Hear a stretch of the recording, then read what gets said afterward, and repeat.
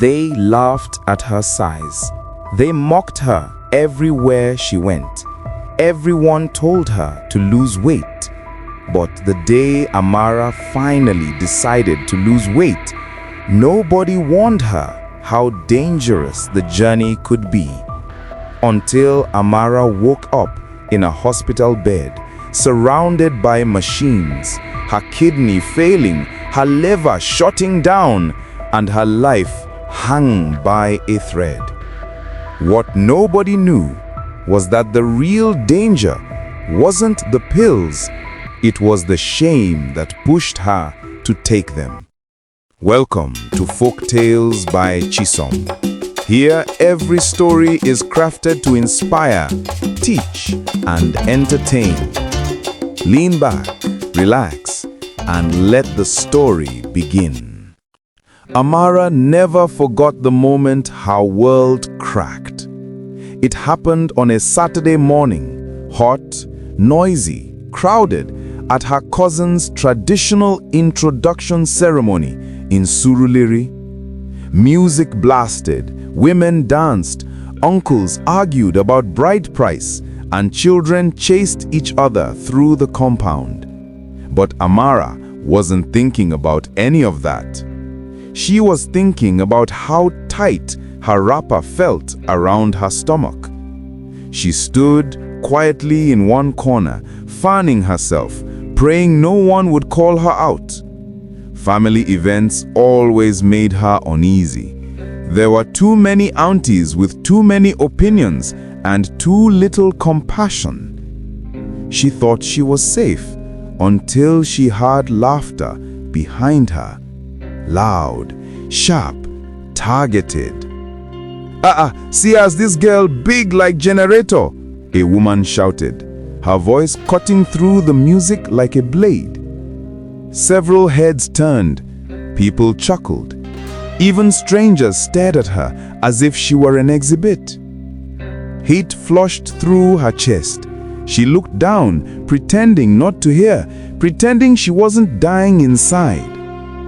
But then, the moment became worse. A man filming with his phone zoomed in on her. "Make una come see yo. This one don't swallow her destiny finish," he joked, laughing with his friends.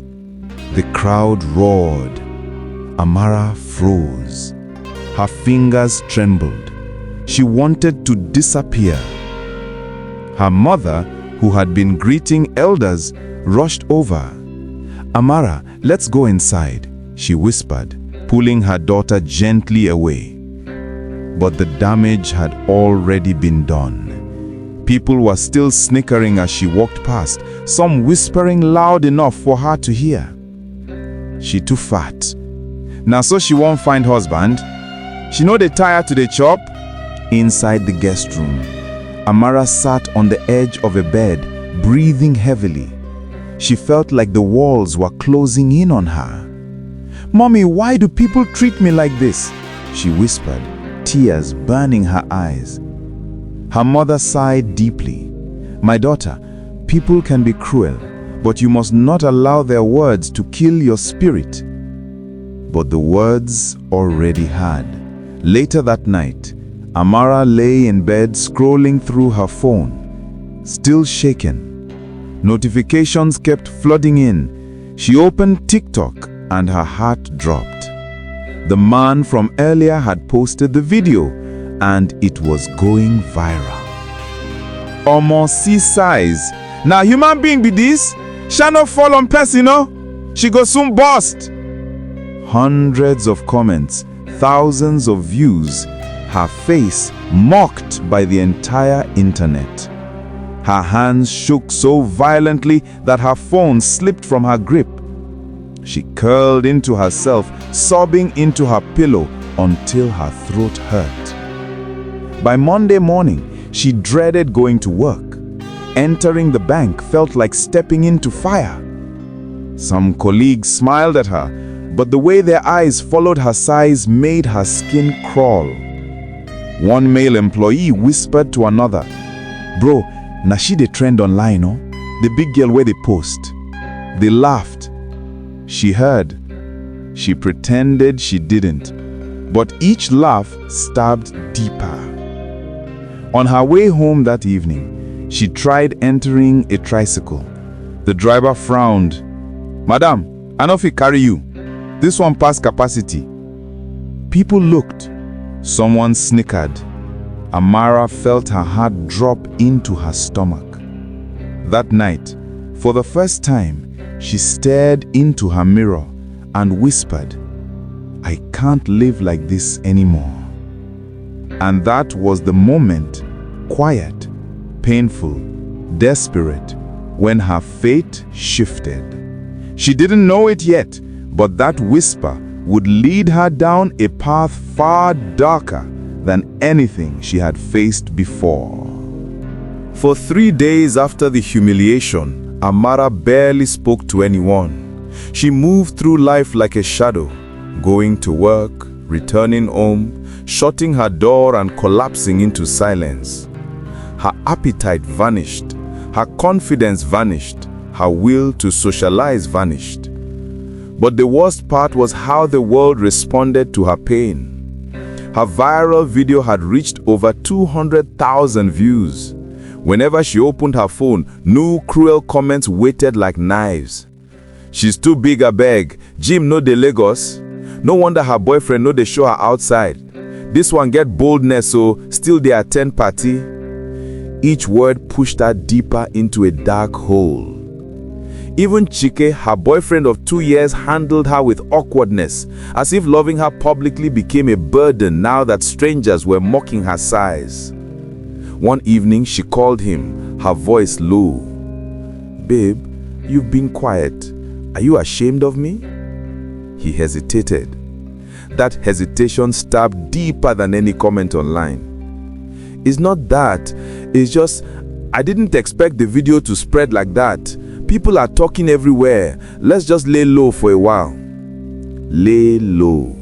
Stay hidden. Disappear until people forget. Amara ended the call without replying. She lay on her bed afterwards, staring at her ceiling as her heart cracked slowly, painfully. That night, unable to sleep, she opened TikTok again. She typed one desperate sentence: "How to lose weight fast without gym." The algorithm reacted instantly. Within seconds, her feed transformed into a parade of slim influencers claiming miraculous results. "I lost 10 kg in 2 weeks using this slimming tea. No exercise, no stress, just drink this. This pill will melt your belly fat overnight." Before she knew it, she clicked on one of the ads. A WhatsApp group link popped up. "Real body transformation, 2 weeks guaranteed." Her heart raced, her fingers trembled, but the promise, oh, the promise, it was irresistible. She joined. Immediately, her phone buzzed with dozens of messages. Videos of women showing dramatic before and after results, testimonials from people claiming they lost weight in days, screenshots of customers thanking the seller for changing their lives. Then, a private message appeared. "Slimming coach Adaeze. Welcome, sweetheart. I saw your TikTok video. Don't let them mock you again. We will fix everything. You will be unrecognizable in 2 weeks." Amara blinked, shocked. So even strangers had seen her humiliation. Adaeze continued sending voice notes. "My products are pure organic, no side effects, no gym required. You'll lose weight even while sleeping." "No side effects?" Amara whispered aloud. It sounded too perfect, too easy, too tempting. She asked for the price. 48,000 naira for the full transformation pack. Slimming tea, fat melting pills, Nike detox powder, appetite suppressing drops. Expensive, very expensive.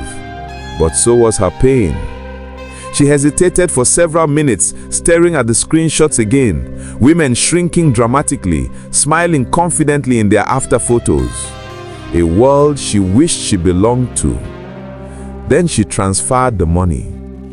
Almost immediately, Adayeze responded, "Payment received, darling. Your package will arrive in 2 days. Get ready for your new life." When the products arrived, the packaging glittered with gold letters. Slim in your sleep, 0 exercise, 100% natural. Amara held the box close to her chest, her heart pounding with a mixture of hope and fear. She whispered the same words she'd repeated to herself since the wedding. "God, please let this work." And just like that, she swallowed the first pill, not knowing she had just taken the first step towards the darkest season of her life. The first 3 days felt like nothing. No miracle, no instant transformation. But on the 4th morning, Amara woke up with an unusual dryness in her mouth, like she had swallowed sand. Her head felt light, almost empty. Her stomach cramped sharply, twisting as if punishing her. She struggled to stand. Her legs wobbled. The room felt slightly tilted. But when she stepped on the scale, her heart skipped. 2.3 kilograms gone. Just like that. Her eyes widened. She stepped off, then stepped back on, assuming the machine was faulty. The number remained the same. A laugh escaped her lips, half joy, half disbelief. She grabbed her phone and messaged Adayeze immediately. "Coach, it's working. I've lost over 2 kg in 4 days. Adayeze replied instantly. "I told you, darling. Keep going. Don't stop. This is just the beginning." That encouragement became her new oxygen. By the end of the first week, she had lost nearly 5 kg. Her work skirts felt loose around her waist. Her cheeks appeared slightly slimmer. Even her steps felt lighter, though her energy levels were strangely low. But results were results. Women at the bank started noticing. "Amara, are you losing weight? You're glowing, babe. Wetin you dey use? Drop update." Her heart lifted. This, finally, was the validation she had been starving for. On the 8th day, she went out to buy groceries. Normally, she avoided crowded evenings, but today she walked confidently down the street. A group of young men sitting at a kiosk looked at her, then kept looking. Not laughing, not pointing, just looking. One of them even whispered, "That babe fine, oh." Amara pretended not to hear, but inside, something bloomed. Something warm, addictive. For the first time in years, she didn't cross the road to avoid judgment. She walked like a woman who owned her body. At home, she took her detox tea, even though the bitter taste lingered like burnt leaves. She took 2 more pills according to Adayeze's instructions. She ignored the growing headaches, the sharp stomach burns, the dizziness that came whenever she stood up too quickly. Pain didn't matter. Results did. By the 2nd week, the weight was melting off her body like ice under the sun. 11 kg gone, then 14, then 17. Her transformation was dramatic, almost frightening. People who once mocked her were now praising her. Her aunt, who had insulted her at the wedding, called her mother. Your daughter is beautiful now." She was hiding her true shape. Even Chike suddenly wanted to take her out again. "Babe, you're looking amazing. Let's go for a date this weekend," he said, his voice full of pride he never had before. She smiled, though something in her chest felt heavy, an emotion she couldn't place. Was it happiness? Or disappointment that he only saw her now? Still, she agreed. That Friday, she wore a fitted dress for the first time in years. When she stepped into the restaurant, people turned to admire, not in disgust, but admiration. When she sat with Chike, he was full of admiration. It felt intoxicating, addictive, dangerously sweet. She kept taking the pills, increasing the dosage slightly, wanting more and more of that admiration. But slowly, quietly, beneath the applause and praise, her body was beginning to fail. It started with a strange pain under her ribs, then a constant thirst she couldn't quench, then late-night cramps that left her curled on the bathroom floor. Her heartbeat fluttered in irregular rhythms like a drum out of tune. But she convinced herself it was part of the process. Beauty had a price, right? After all, she was finally becoming the woman people respected. What she didn't know, what the mirror couldn't show her, was that she was losing far more than weight. She was losing herself, piece by piece, organ by organ, breath by breath, and the dark turn was only beginning. By the third week, the compliments were endless, but so were the warning signs. Amara woke up one morning drenched in sweat, trembling as though she had run a marathon in her sleep. Her bed sheet was soaked, her heart pounding violently against her ribs, beating faster than it should. Her mouth felt sour, metallic. Her throat burned, her stomach knotted painfully, tightening with each breath. Still, she forced herself up. She had to check the scale. When she stepped on it, her breath caught. Another 4 kilograms gone. A total of 21 kilograms lost in barely 3 weeks. Her hands flew to her mouth as she stared at the numbers, a mixture of joy and shock swirling inside her. "It's working. It's really working," she whispered. But her reflection told another story. Her eyes looked slightly sunken. Her cheekbones were sharp, almost too defined. Her collarbones jutted out, casting hollow shadows under her skin. She ignored the unease growing inside her. Instead, she picked up her phone and messaged Adeze. "Coach, I'm losing weight very fast. Is this normal?" Adeze replied within seconds. "It means your body is responding perfectly. Keep going. Don't stop. Drink more detox tea and increase your drops to 12 ml nightly." 12. She had been taking 8. A warning flashed somewhere deep inside her mind. Something whispered, "Stop!" But that whisper drowned beneath the louder voices in her head, voices of strangers online calling her fat, mocking her body, laughing at her pain. She couldn't go back. Not now, not after coming this far. She followed the instructions. That evening, her body rebelled. Sharp pain stabbed beneath her ribs as if her organs were squeezing themselves.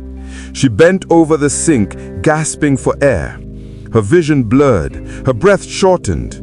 She vomited twice, thin liquid mixed with a bitter, almost chemical smell. Her hands shook uncontrollably. For the first time, fear crept into her heart. She called Chike.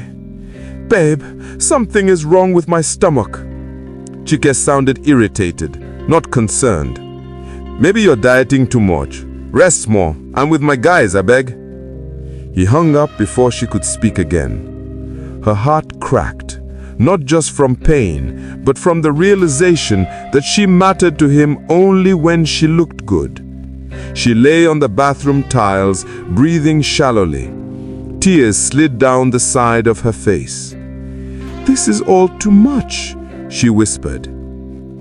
Yet the next morning, after sleeping only 2 hours, she dragged herself up, took more pills, and prepared for work, because the word expected her to show up, confident, slimmer, prettier. At the office, everyone praised her again. Mara, you're now a fine babe. Your ship done set. Teach us this your secret now." She smiled with faint confidence, but her insides twisted violently. Around noon, she stood from her desk and the room spun. Her knees buckled. Her heartbeat thudded in slow, heavy, irregular beats. A colleague rushed to steady her. "Amara, are you okay? You look pale." She forced a smile. just tired. She didn't tell them her back hurt like a knife was lodged inside it. She didn't tell them she had visited the bathroom 5 times already. She didn't tell them her urine was becoming darker by the day. She didn't want pity. She wanted to keep shrinking. She wanted to keep winning. But her body had already begun to crumble. That night, unable to sleep, she tried to lie on her back, but a sharp pain shot through her abdomen. She curled up, clutching her stomach, tears wetting her pillow. "What's happening to me?" she whispered. Silence answered. Yet the next morning, she still took the pills. That was the final straw for her body. A storm was coming, quiet at first, then violent. A storm she had created with her own hands, and it was about to break. The day everything changed began like any other. Quiet, deceptively normal, with the smell of morning rain drifting through Amala's window. But beneath that calm, her body was unraveling. She felt it the moment she opened her eyes. A sharp, burning pain shot through her lower abdomen, forcing her to double over. Her breath came out in short, broken gasps. Sweat beaded along her forehead, though the room was cool. Her heart fluttered, fast, then slow, then painfully fast again. When she stumbled to the bathroom, her urine came out the color of Coca-Cola. She froze. Her hands trembled violently as she flushed, staring at the bowl in disbelief. "No, this can't be happening," she whispered. Panic swelled in her chest, but denial pushed it back. She washed her face, forced herself to get dressed, and swallowed 2 more slimming pills, hands shaking so badly she almost dropped them. Just 1 more day, she told herself. I can't stop now. Everyone expects me to look perfect. But her body had reached its breaking point. At the bank, she tried to move through her day normally, but every step felt heavy, her legs wobbling like they barely belonged to her. During a customer interaction, her vision suddenly blurred. The man speaking to her seemed to stretch and dissolve into fog. "Madame, are you okay?" he asked, confused. She blinked rapidly, forcing herself back. Yes, I'm fine," she lied, gripping the counter to steady herself. But she wasn't fine. Her breath was shallow. Her chest felt tight. Her heart thumped unevenly, echoing in her ears like distant drums. At lunch, her colleague Ifeoma came to her desk. "Amara, you're not eating again?"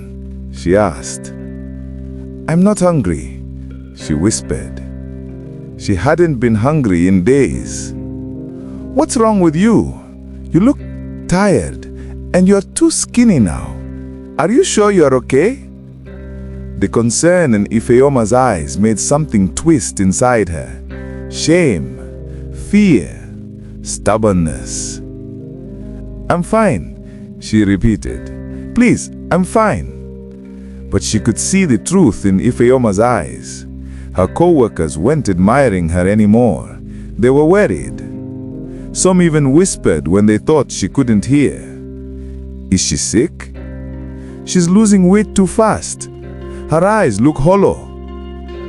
The same people who once mocked her size were now alarmed by her shrinking figure. Irony or karma? Determined to prove she was still in control, Amara went to the gym after work, not to exercise, but to take mirror selfies to compare her progress. But as she walked on the treadmill, her chest tightened. A violent wave of dizziness slammed into her. Her vision darkened around the edges. She grabbed the treadmill bar, gasping. Her legs buckled. Then everything went black. She crashed onto the moving belt, then rolled off onto the floor. People screamed. Someone stopped the machine. A woman knelt beside her, tapping her cheek. Madame, can you hear me?" Her eyes fluttered open for a second, just long enough to see terrified faces hovering above her. Then her eyes rolled back. She woke up hours later in a cold room, bright lights blinding her. Her mother was at her bedside, crying softly. A doctor stood next to her, looking grim. "Amara," he said gently, "your kidneys are failing. Your liver is severely damaged. You are poisoning your body." Her heart stopped. What do you mean?" The doctor held up a small package from her bag. "These pills, these teas, whatever you've been taking, they almost killed you. Another few days and we might not have been able to save you." Her mother's sobs filled the room. Amara's breath broke. All the shame, all the pain, all the desperation to be accepted had led her here, fighting for her life. Amara lay still in the hospital bed as the doctor's words echoed through her mind, each one slicing through her chest like a blade. Kidney failure, liver damage, poisoned body, almost died. She blinked slowly, tears pooling. Her mother sat beside her, holding her hand gently, as though afraid she might crumble if gripped too tightly. "My daughter," her mother whispered, voice trembling. "Why didn't you tell me? Why did you do this to yourself?" Amara swallowed painfully. Her throat felt raw, her voice barely audible. I wanted to stop being a joke. I wanted to feel beautiful, to feel enough." Her mother let out a broken cry and placed her forehead on her hand. Pain rippled through the room, thick, suffocating, unforgiving. The doctor cleared his throat softly. "We'll do all we can, but Amara must understand. Her body has suffered extreme stress. Recovery will be long and some damage may be permanent." Permanent. The word tightened around her lungs like a rope. He continued, "You must stop all slimming products immediately. You will need medication, fluid regulation, and ongoing monitoring. Your kidneys, they are functioning at less than 30%. We caught this just in time." Her mother sobbed harder. Amara closed her eyes. Just in time. Just in time to survive. Not just in time to undo the damage. The next day, Chike came to visit her. He walked in with a bouquet of roses, wearing guilt like a second skin. He sat beside her, cleared his throat, and struggled to meet her eyes. "Amara, I'm sorry. I should have checked on you more. I should never have let you feel alone." She looked at him, really looked at him, seeing not love, but the gap between what she needed and what he had given. "You only noticed me when I started losing weight. Before that, you were ashamed of me. You avoided taking me out. You were embarrassed to be seen with me." Chike swallowed hard. "That's not... maybe I didn't handle things well, but I care for you. I don't want you to die." His words fell flat. They were too late, too light, too small to hold the weight of what she had carried. Amara turned her face away. "I need space," she whispered. And Chike exhaled shakily, stood up, nodded, and left the room silently, knowing he had lost her long before this moment. The police later informed the hospital that many people had been reporting the same slimming seller, Adaeze. Her products contained banned chemicals, high-dose diuretics, liver-toxic compounds, industrial caffeine mixtures. She had no certification, no license, no medical training. She was a scammer preying on desperate women. When Amara read the message from the investigator, she broke down in tears. Not because Adaeze had fooled her, but because she had been so ready to believe her. Ready to do anything for beauty. Ready to sacrifice her health to silence strangers on the internet. On her 6th day in the hospital, still weak, still unable to stand for long, she asked for her phone. Her mother frowned. "You need to rest." "I need to do this," she whispered. She turned on the camera. Her face looked fragile, thinner than she ever imagined. Her eyes were heavy with pain. But her voice, broken as it was, held truth. She hit record.